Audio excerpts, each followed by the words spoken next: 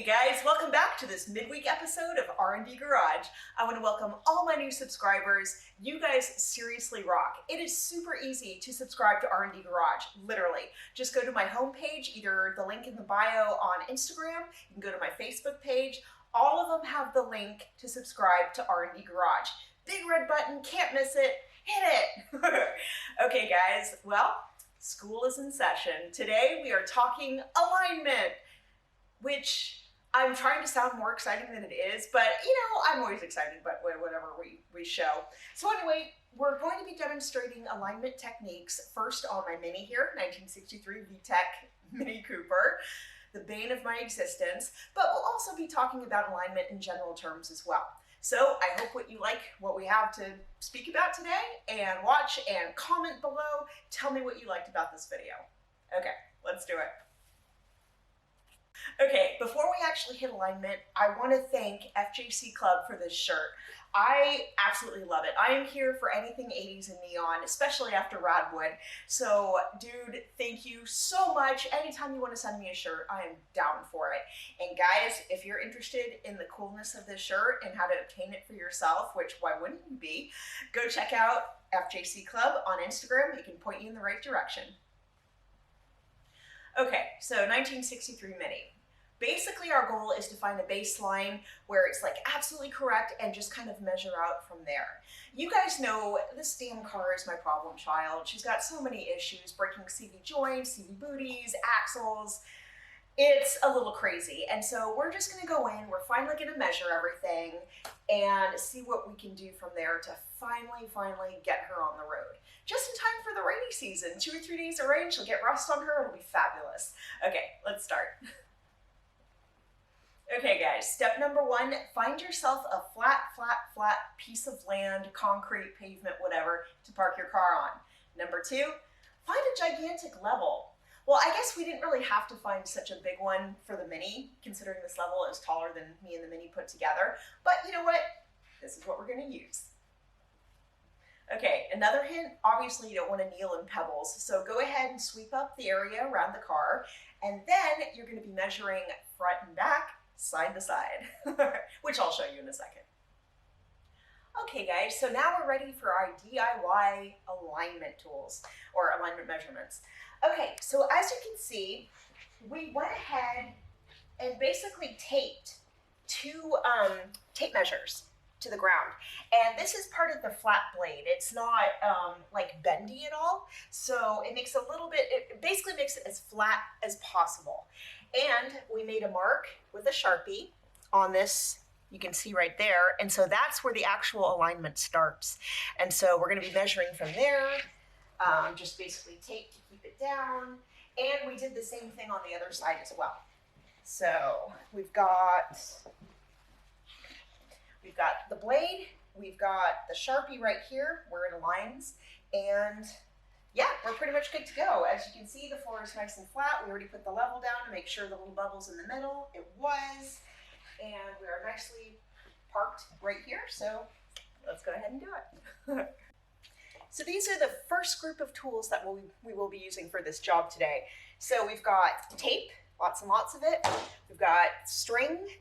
We've got a plumb bob, which I really like because you'll see how it dangles and stuff. It's kind of cool. We've got another tape measure because you can never have too many. We've got a L square, we've got a T square, and we've got a regular yardstick. So with all of these measurements, we should be able to find out what is going on with her. Let's do it. Come on. Okay, so we got a couple of electronic tools which are specific to this job, and these are pretty sick. So first of all, we've got toe plates right here. We've got a couple more tape measures which actually came with the toe plate. We have a laser tool, which is kind of sick. We also have, what is this thing? A digital caster camber gauge, which I'm kind of excited to see how it works because I don't know about you, but I don't know, this whole kind of looks futuristic. So I kind of want to put it into place and see what happens. Okay guys, so a couple words of advice here. Right before you start measuring, clear out your car. I don't care if there's like sweatshirts, hoodies, whatever in there, books, groceries, just get it out so the car is nice and light to its proper weight. Also, you're going to want a good set of tires on your car. If you have any flat spots, if the car has been sitting a really long time, you're not going to get the proper measurements. So we're not actually doing kind of like a race prep measurement here where we would actually get a bag of sand in my weight and put it in the driver's seat. It sounds kind of cool. Maybe we'll do that in the Civic someday, but we're not doing any race alignments here. Let's put it that way. So let's see. So we got that, we got the tires. Yeah, I think we're good to go. Okay, so the first two measurements we're going to take are track width and wheelbase. Now, wheelbase is from the center of the back tire or back rim, right in the middle to the front one. So that's wheelbase. Track width is kind of the same thing, except it's side to side. So we'll be taking the measurement from the center of this all the way on the passenger side rear. So you might have noticed right away that we pulled off our super fancy center caps. Instead, we 3D printed another set of center caps to help make the measuring process a little bit easier. Because you see there's a little dowel sticking up, and this is going to be like so much easier than having these back on. Okay, and I'm going to say this one more time. This is not professional measurement. We're going to do it to the best of our abilities, but again, it's not the same as taking it to an actual shop. So this is just kind of the DIY version. Okay, so the first thing we did was set all the tire pressures to be completely even, so that's done. Next thing we did was park this evenly in between the tape measures, like perfectly centered. You want the wheels straight as possible, because if you take a measurement and let's say the wheel is slightly turned, it's going to be different from that one, and then you're just going to be wasting your time. So, okay, this is all perfectly straight. I'm going to go ahead and take the first measurement here. So I'm going to put it on the dowel. Walk it back like this, and it's perfectly straight, and it looks like 80 1/4. So what I'm going to do is go around and do the same thing. So again, I'm going to put that on the dowel there, and bring it over here, and again, it's basically at 80 1/4. So okay, so we've got, I got stuck in the crack. So we basically got our first measurements. From here, I'm going to go ahead and check the side-by-side measurement, the track width. Okay. Okay, guys, so another little note here. You notice I have those little silver dowels poking out of the fake center caps.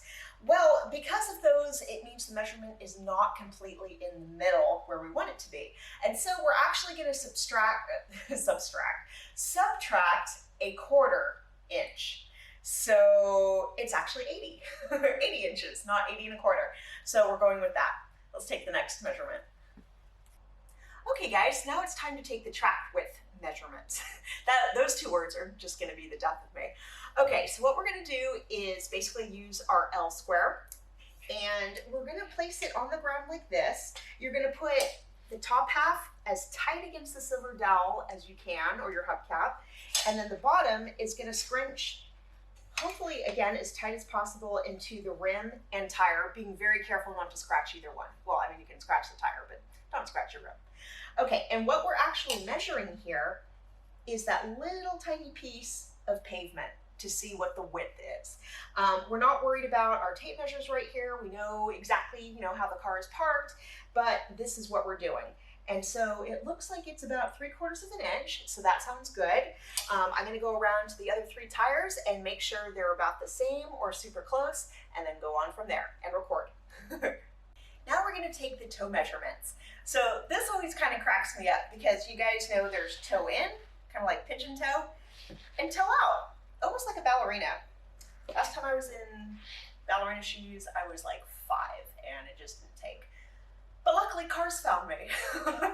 Okay, anyway, so that's the first measurement we're going to take from both front and rear. Okay, guys, now it's time to take the toe measurement, and we're using our long acre toe plates, the part number of which will appear in the video, so you guys can get one for your own.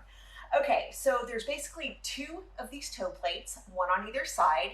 They can be a little bumbly in getting them into place, so if you have a friend or a sandbag to kind of hold it together until you get the tape measures on, that would be perfect. And it's also really, really good if your rim is comes out a little bit further than your tire. That just makes it more flush against, and it's a good thing. Okay, so as you can see, we put up the 2 different tape measures that it came with, and they have these slots where they fit in. And so to actually take the measurement, all you have to do is pull this out, and bam, there's the measurement right there. And so I'm gonna go ahead and take the measurements on this side, and then I'm gonna take this all off and put it on the rears. So a little bit further explanation on how these measurements, at least the toe measurements, actually work. So, okay, let's say this one came up as 49 inches and this one came up as 50 inches. You're gonna go ahead and subtract the lower number from the larger number, and that's what you're gonna end up with. So in this case, those are just basically fake numbers, but if they were real, we'd have 1 inch of toe in. So there you go. Okay guys, now it's time to get the camber reading. And for that, we're using our electronic tool. Yay, the camber gauge. Okay, so you notice that these guys have little rubber booties on the end here. This is super good because these feet are going in the inside lip of the rim. And so I'm choosing to keep them on because I want my rim pristine, because that's literally the only pristine thing on her. So, and I don't want you guys scratching your rims as well. Okay, so we're gonna take the 2 bottom feet here, and we're gonna place them inside like that, and then the top one's going like that, and oops, you will have to actually hold it. It will not keep itself upright.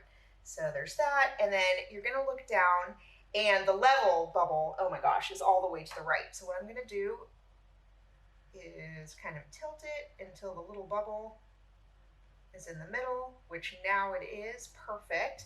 So Dee, let's get that camera around the other side so you can see the digital readout. Okay. So it looks like we've got about 0.8 of negative camber.